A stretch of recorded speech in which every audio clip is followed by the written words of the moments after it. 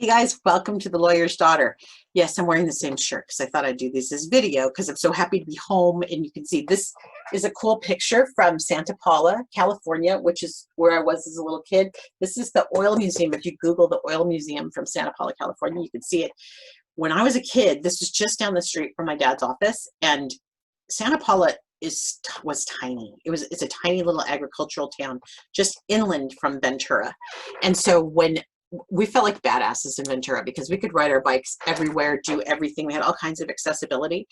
And I used to be able to ride my bike, let's see, second, third grade. The school was just up the street from this, McKevitt Grammar School. And then my dad's office at first was over by the church. I would go to choir and then I'd go over to his office after church. And then he moved to 10th Street, which is just up the street from the oil museum. And I just love this picture because not only is the architecture incredible from that time, and mind you, for those of you that aren't Californians, we think anything that's like 100 years old is amazing. In California, our history doesn't go back that far. We have the Chumash Indians, and we have the missions, but we don't have old stuff. The missions are kind of it. So my head exploded when I finally went to Europe and thought, and in Israel when I saw stuff that was, really old. But in California, some things are old that you guys would just scoff at and laugh at us and point, and it's totally legitimate. You could absolutely do that. So this oil museum, though, a beautiful piece of architecture. There's a museum in there, and what we have in California, a lot of the oil is those, I'm going to do this for these sawhorse things. We call them horses. As you travel through the foothills, especially in Southern California, we don't have them in Northern California the same way. In Southern California, we had these like seahorses, sawhorses, that they go up and down as they pull the oil out. And if you look at them, if you Google them, you should be able to see something. I wish I could think of the better name for them, but they're these oil pumps that pull the oil up. But they move, so you can come across a whole gathering of them. What would it be? Horses, they come in groups. There's just a word for that, but I can't remember because I'm having a senior moment. A herd of oil horses, that's what you would see. And they're particularly visible coming up 101. So if you come up 101 from the 101 if you're in Southern California, and 101 if you're in Northern California, we're also weird and dialectic like that as well. But so if you come up 101 from Southern California, you will see these herds of oil horses working away. They're kind of a blight. There's a lot in Ventura County as you go up the river, going towards Ojai. There are a lot of these oil horses things. Anyway, this is a long rambling story about oil museum, but the oil museum was a cool thing in Santa Paula, and I love this picture because it reminds me of how awesome it is. That also, let me see if I can show you. I also have here, which is one of my most prized possessions, not all the ribbons from Katie's awards at the county fair in Santa Cruz, but this building right here is the Santa Paula train station, which is another amazing building. Now, look, I screwed up my camera. It's another amazing building that they kept. I'm really glad they kept it. I still have friends that live in Santa Paula, and they assure me it's in good standing, and an incredible tree in front of it, big old sycamore, I think, but I could be wrong because I'm not really good at trees, not like my daughter. So anyway, it feels good to be here and have this setting. And then of course, the bookshelf is my grandmother's from my mom's side, who was my favorite person on the planet. And so I love when I can be with her stuff. So it's nice to be home, nice to be telling stories. And that's why I want to be on video, so I could share some of that with you, because my dorm room only could last so long. The dorm room at Katie's house. Anyway, part 2 of talking about writing victim statements. So you probably are way over this, but this is an important theme because of what happened to us as a group of victims as we were going through this victim impact statement process. And part of it had everything to do with who we are as a cohort, meaning this group of women and men, but especially this really pertains to the women part. We're all generally born in the 50s or 60s. I don't know if anybody was young enough to make it to the 70s or not. Maybe Janelle might be the only one who was that young, but then she's not talking, so that's that problem. But we're generally of the same cohort, and we had generally the same life experience. And what happened as a oopsie, I think, on the part of the district attorney's offices ended up having a huge impact on us. And it goes very, very hand in glove with Chris Pedretti's, I'm not going to be a Jane Doe anymore. And in fact, that was Victor too. I don't want to be John Doe. You say my name.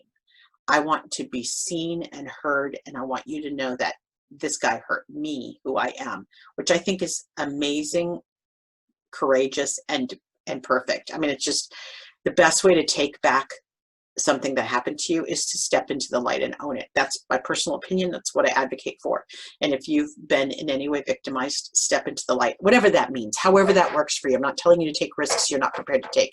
Please don't take risks you're not prepared to take.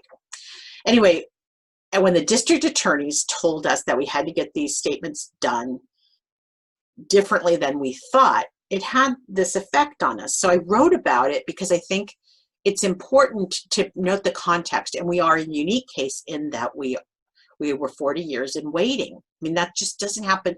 Actually, it's happening more often now, and I'm really happy because it's happening because of DNA. So I'm really glad to be part of the trailblazing case that is putting DNA to the test. And we're going to see a lot of legal wrangling over it, but that's okay. That's healthy. That's what we're supposed to do.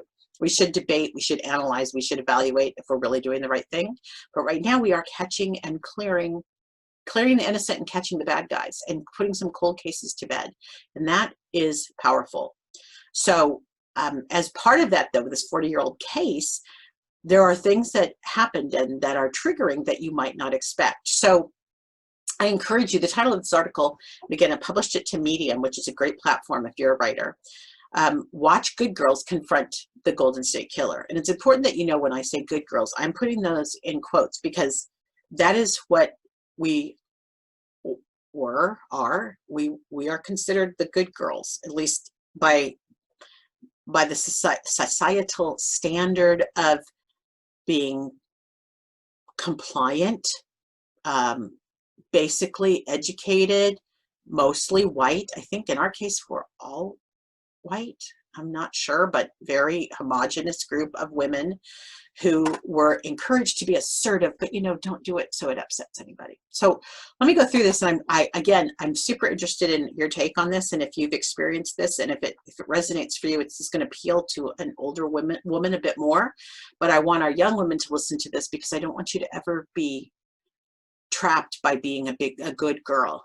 Good girl is used, it's term of oppression. It truly, truly is. And I think that's the power of language, right? You can say something that sounds so idealistic and something you might want to aspire to be. You aspire to be a good girl, but in fact, good girl is truly, I believe, language of oppression, and it keeps women from being treated equally. And it also means that women often get asked to bear more of the pain in a way that men don't, and maybe men push it away. And I can't speak for the male perspective, obviously, but I do think that women are often told that it's very much like children. You're to be seen and not heard, or if you're to be heard, you're to be nice about how you say it. And by the way, don't say it unless we want to hear it from you. And then when we say it, we'll make sure that we reiterate it for you, because clearly a woman couldn't possibly express her own thoughts in a way that's coherent and clear. Like that just wouldn't be possible, right? Okay, so there you go, my politics, my feminist side showing, but I think feminism is really healthy for us. I think anything where we're questioning the norms is healthy for us. So question, always question. We get to the nice middle part eventually, but please question. It's a sign of thinking. Okay, so watch the good girls confront the Golden State Killer. The victims are ready to confront Joseph DeAngelo next month. And I wrote this on July 27th, which was, I think, on the weekend or this week. I just want to get this out because, again, it's about the process. I feel privileged to be among the victims of the Golden State Killer. I didn't see it coming. I couldn't have predicted it, but it has absolutely been vital to getting me through the last 2 years since Joseph DeAngelo's arrest. Don't get me wrong, not being in this club would have been okay too. But since I couldn't prevent that, the crime and everything else, finding myself among these amazing women and men has been life-sustaining. Truly, I speak to that all the time. Y'all know that story.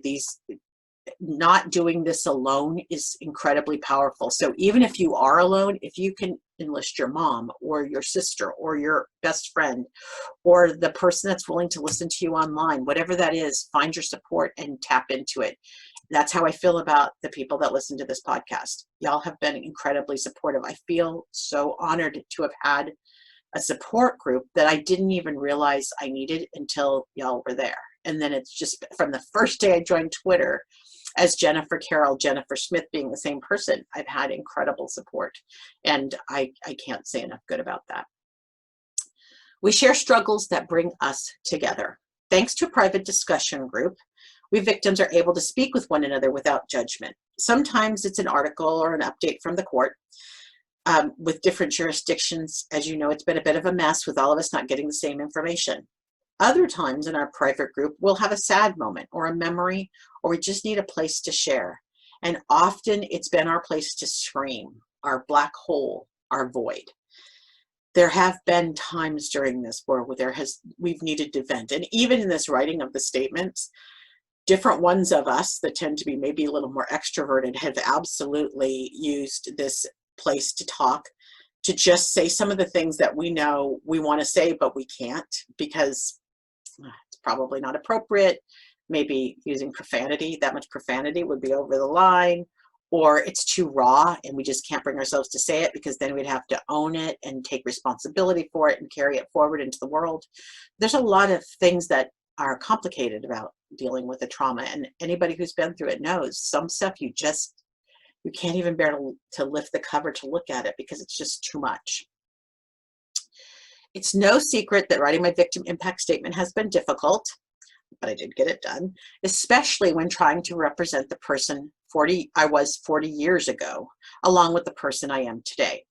That's where this process has become interesting to me. So as a rhetoric major, I look at two things when I look at and when I assess language. So even like a speech like today, we hear speeches, we're listening to funerals, we're listening to all kinds of things that are going on right now where there's speeches being made. I tend to look at two things. One is the context, what's going on around that's causing the speech to be relevant or meaningful, and that's maybe even helping clarify the speech or providing context. And then what is the actual words being said. So the words generally we're very intentional about. If we have a chance, we have time to think that through. Sometimes we're good extemporaneous speakers. Sometimes we're crappy at it. But those two things, the context and the words, are what I enjoy taking a look at. And so the context, I think, is often as important as the words we choose. So in this case, we have a lot of former good girls, many of whom were told never to discuss their rape, coming to terms with their own grown-ass woman need to be heard. So you guys know Chris Pedretti's group on Facebook. I've got a link to it. I've got a link to it on the Lawyer's Daughter Facebook page. It's pinned there. You can always message me for that on Facebook. Even you can send a messenger. I'll get you to Chris's group. It's a private group. It's for victims of sexual assault who are ready to tell their story. And I think the group's called It's Time to Tell Your Story. But Chris's group is powerful in that way. And what I see in watching the sexual assault victims come in, and mind you, most of those, oh my God, I was going to say are regular sexual assaults. I can't believe I was going to say something so shitty. Are more typical because their perpetrator is someone they know, dated, a relative, a family member. I mean, it makes me sick, the closeness of it. There is some privilege in having your bad guy be anonymous or a serial rapist or a serial killer because nobody ever doubts you. You're not doubted. There's not 1 minute any of these rape victims that are currently official are doubted. Now, the ones that are unofficial, they are doubted, and that pisses me off. But if you think about most sexual assaults, they happen with someone you know and you're doubted. And so getting rid of that good girl response and finding your grown-ass woman voice is really an important part of this process.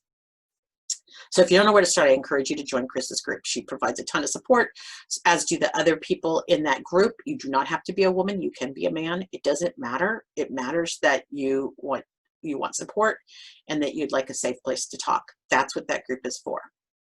Okay, so back to the story. The number one thing that inflames the victims of the Golden State Killer is being told to be nice. Let me take you back to the late 1970s. And now I wish I could morph into Carol Daly with her badass hair and her holding her gun in her hot, cool pantsuit. Carol's just like the icon for me of imagining a badass woman in the 70s, but that's not really how women were. Well, the women's movement was gaining momentum. We were still taught to be good. Being good meant we were supposed to manage our activism. So you could be a feminist, but if your male partner or your parents were progressive, they'd indulge that feminism, but only if we got our other work done first. So your schoolwork, your work, your cooking, your cleaning, your childcare, your shopping, your child raising, all that kind of stuff. You had to do all that. Remember to cook up the bacon and fry it up at a pan. I could bring home the bacon and fry it up at a pan. That was the ideal we were held up to. We had to go earn the bacon, buy the bacon, cook the bacon, serve the bacon, and clean the damn bacon grease up. And yes, I slammed the desk. Can't believe we have to clean up the grease too.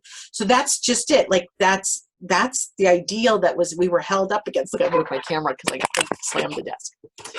Okay, so anyway, so imagine, though, this is the 70s. You're supposed to be a feminist. You're supposed to be assertive. You're supposed to women's rights and also do all the things right and be a good girl. I was still a teenager, and like most of the women of my time, minding my manners and being respectful was expected. We were absolutely expected to mind our manners and be respectful. That was, not only were you told to do that as a child, that's just how you were groomed as you moved into college. I realize now that's the way they kept us in line by repeatedly telling us to behave. Good girls could have smarts, but it was important not to embarrass the family. And then I have this cool quote from an article that is absolutely worth reading. It's linked to in Medium. Apparently, when you're seen as a good girl, people think they can get away with anything because they know you'll continue to behave like a mature, respectful adult, regardless of what's thrown in your face. And that is why that good girl moniker is such a word of oppression, is because it's intended to keep you in your place. And as we now are coming to terms as a country with how we have oppressed people in our society by demanding that they conform to some sort of standard that none of us agreed to. And I'm not saying I want anarchy, because I don't. That's not productive. I don't want anarchy. But I do want to see people as individuals and evaluate them and listen to them based on their individual merit and worth. That is all that this is about. So telling someone to behave and basically asking them to shut up is not how we value them as an individual based on their own worth. Okay. So I could argue that good girls were some of the reasons serial rapists thrived in the 1970s. The rapists found little resistance from society as sexual assault was not seen as the horrible crime it is today. Add to it the confluence of women struggling to embrace their individuality and power with the broader cultural pressure for women to mind their manners and avoid controversy. And you'll understand the cognitive dissonance we experienced. So I see that confluence as, women were getting woke and they were trying to fight for their rights. They're trying to be assertive as they balance that whole bacon cooking thing. And I suspect it probably pissed some men off, especially the men who we see now that are they the incels? These weird little men now who somehow feel like it's women's fault that they're virgins. Like, I can't even, are you kidding me? Go shower, shave yourself, put on some clean clothes. There's no reason you can't find a woman. We accept everything. If you look at it, women will date anything. My God, we just want you to be a good person. So it's not really that hard, but it's that same kind of anger for those men that feel like somehow they've been emasculated because of someone else. Doesn't happen like that. You emasculate yourself. So same dynamic in place now as then. So you've got women trying to rise and find their place. You have society saying, you can rise this much, but don't go too far, because if you go too far, you're going to be annoying. And well, we need you to do your job. If the structure of the economy will fall apart if women get all uppity and work, that sort of thing going on. And then that cognitive dissonance of like, I'm supposed to be good, but you decide that me speaking up for myself and me having my voice is somehow not good. That is having conflicting thoughts in your mind, that cognitive dissonance. Okay, so it created my hypothesis is it created the perfect cultural storm. I am sure this chasm, this gap between being encouraged to be assertive while being good, caused enough distraction to allow deranged men to commit horrific crimes with little to no consequence. After these monsters raped, the police, think about this now, after the rape occurred, think about all the systems one touches after a violent crime that have to see you as a victim and empower you as a victim so that you can be heard. Think of all the places that touch. And this is so relevant to what's happening today, because you get harmed or something that involves our structures, our societal structures happens. And then you have to deal with how the internal bias, the systemic racism we're talking about now, that internal set of beliefs that powers that organization. You, one little old you are supposed to somehow cope with all that belief system that's in place and that's reinforced by the system itself, the social structure itself. So I may be being too abstract, but let me bring this back down and be really clear. After these monsters raped, the police, the legal system, the community, and sadly, very often the families of the victims asked the victims to be good girls, to be quiet, and to get on with life. We do this all the time. We tell people, oh, that's sad, but shouldn't you go to the store? Or shouldn't you be going to do something else? Or who's taking care of the kids? We do this all the time. We don't see people for who they are or what they're experiencing, and we then force them to deal with these structures that have an inherent bias. The statute of limitations on sexual assault is the perfect codification of this perfect storm. And what I mean by codification is that it basically ratified, it made it the law that sexual assault, at least back then, was only the statute of limitations was 3 years. If you don't catch them in 3 years, never mind, it didn't really happen. We're just going to pretend. We'll throw away your file, we'll throw away your DNA, we'll throw away everything. Grr. Okay. So in 2020, let's fast forward because that's the 70s. We've got that 40 years ago, right? In 2020, there's no more room for good girls. Not as they were defined decades ago. And yet, here we are. The victim impact statement process triggered a lot of angst. And as I watched and listened, I believe our collective reaction, which was visceral, meaning we felt it in our bones, in our stomachs, in our throats. You told not to talk, you get a sore throat. You told you can't say something you need to say, you start to feel sick about it. Yeah, it's a visceral reaction. It was so powerful because it once again felt like we were being told to be good girls. I know this wasn't the intention of the district attorney's offices, but alas, it was the result. Initially, we were told our statements were due on August 1st. So that I think even the judge said that at the plea hearing, that August 1st is when the statements were due, because that was the plan. And we had all kind of been living with that. I know I kind of had budgeted my time, my mentally psychic time, in terms of how I'd manage my feelings and things, thinking, okay, get through the plea hearing, kind of just detox for a week, then maybe start to regain my life for a week so I could get back on my 2 feet and feel not all that HBO stuff, like not just an emotional wreck, right? Get my strength back and then start to work. But then what happened, the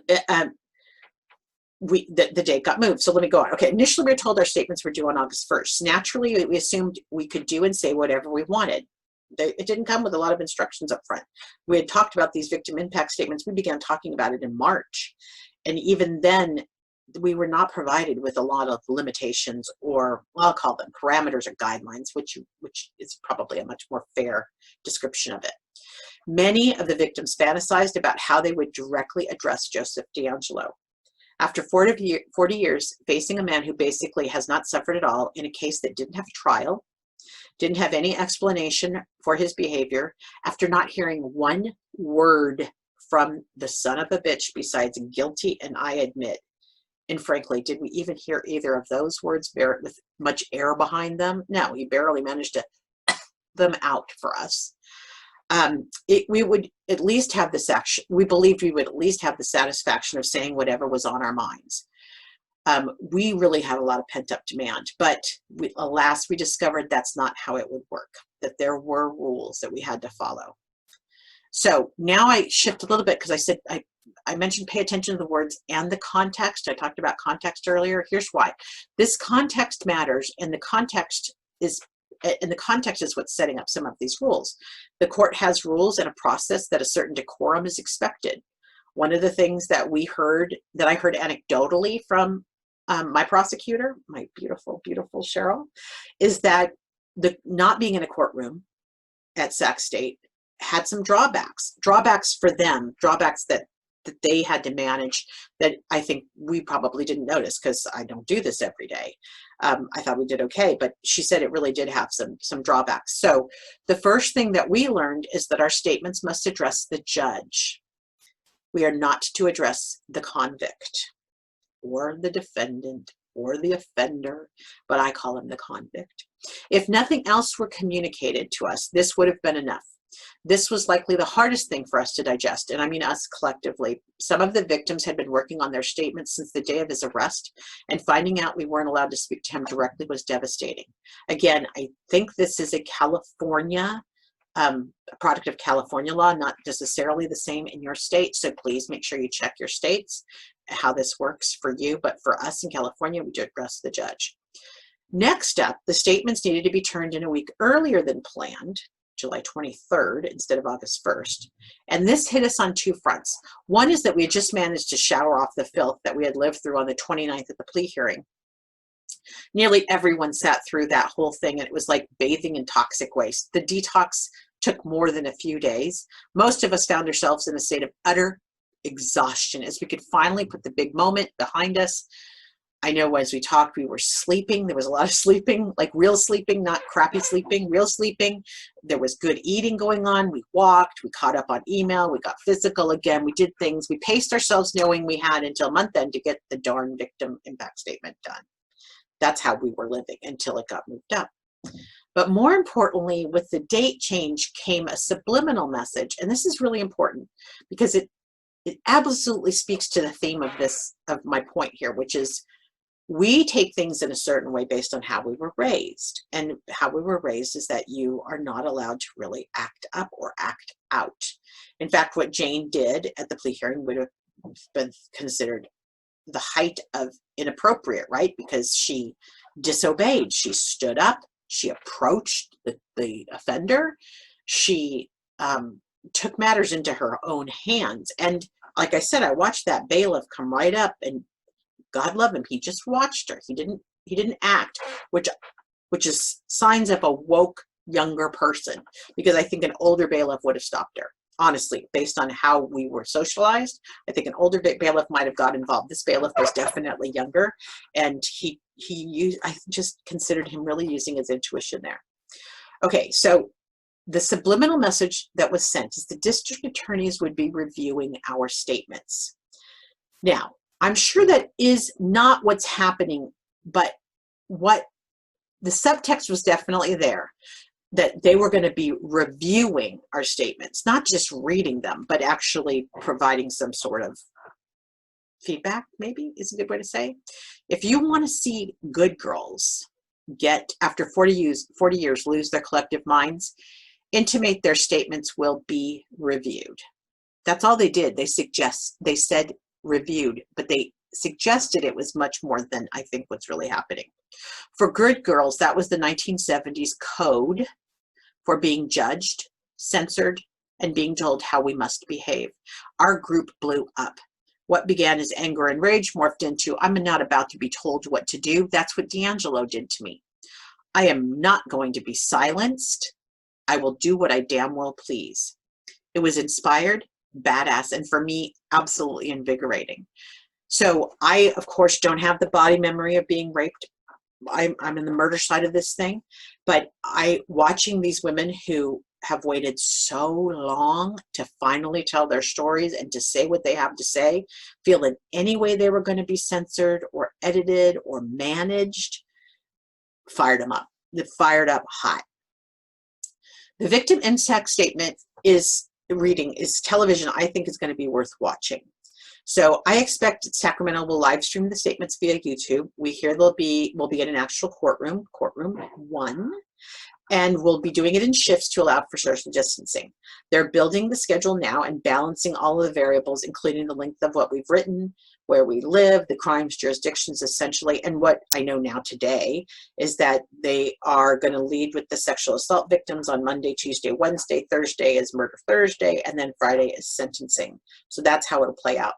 It will begin on the 17th, and sentencing will happen on that, though that's a Monday, and the sentencing will happen on Friday.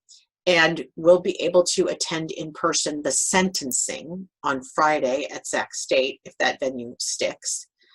Very much like what we saw for the plea hearing, but that will not be the case for the reading of the victim impact statements. This will be an online event, of which I will participate as well online. I'll read my statement in court, but then everything else I'll be watching online as well, be just with you guys watching this unfold. I can't wait to see what my fellow victims do. We haven't really, I think I've only heard 2 people's statements, honestly. We've kind of all holding our cards close to the vest because this is our moment, right? We don't really want to share it out ahead. The 2 that I've heard are fantastic, amazing. I just feel so proud of my friends. So I don't want to blow your mind, but the good girl garbage I'm talking about isn't over. In 2018, people, a mere 2 years ago, there was a Stanford study done that found that the most desirable traits listed for women were still about relationships. Get this: loyalty, compassion, warmth, being cheerful, and being soft-spoken. Yes, nobody likes a loud woman. This is probably why I sit here by myself in my office, because I am a loud woman. Okay, so that's what my point is. It's not over. We are still fighting the same battle. And anyone who listens to this, get woke, pay attention to women, and stop expecting things from them that are basically signs of oppression. I want you to look for ways to give women voice, to give anybody, victims voice, to give anybody who might not have the power to have their voice heard. This is our opportunity to lift those voices. Hopefully, as the fierce women of the Golden State Killer are concerned, these are not the traits that will be on display at the hearing. While we respect the court, and we do, and understand the importance of decorum, which we do, I expect we'll get to see each victim's individuality shine through. I expect them to leave their good girl persona at the door and deliver their statement with truth, conviction, strength, and dignity. Every darn one of us has a reason to feel proud. This man didn't stop us then, and he's not going to stop us now. So that's it. It's going to be coming up. I'm going to set up the Zoom meetings to talk about each day. We're going to have things to talk about. I have a few more guests coming up. And then I am going to be putting out a survey for all of my listeners, and I don't have it ready yet, so I can't do it today. But the case is changing, and things are changing. And at some point, I'm going to want to put this to bed, but I'm not quite ready yet. I talked with James Huddle today. He's open to talking, but not right now. He's kind of worn out. I get that. I absolutely get that. I get him needing to have a little rest. He's sitting in a different place than I am. So for them, it's probably even more raw in some ways because it's their relative that's going to go away forever. So I want to talk to Carol Daly. I've mentioned that. There's some other folks, but I want to know who you think I should talk to. Should I talk to more victims? What should I be doing? So let me get that survey set up, and then I want to put it on a page. I can also show you who I'm planning to interview so you can see what's already in the works, but you might have some great ideas of where to go with this. I suspect I will wrap it up by the end of the year, but right now this is, unless I take this in a completely different direction, and I'd love to get that feedback from you as well. I'm not going to be good at chasing cold cases and talking about real crime because that's not really what I think a lot about. I tend to think more about the ways we can influence and help each other and lift each other up. I think that's our opportunity as we're changing as a society. So I have a lot more passion there. Even around this stuff, I have a lot more passion there. So I'll get that survey together and then I'll get that out to everybody as well. But in the meantime, I hope you're having a great day. Thank you for listening to The Lawyer's Daughter, and I will talk to you next time.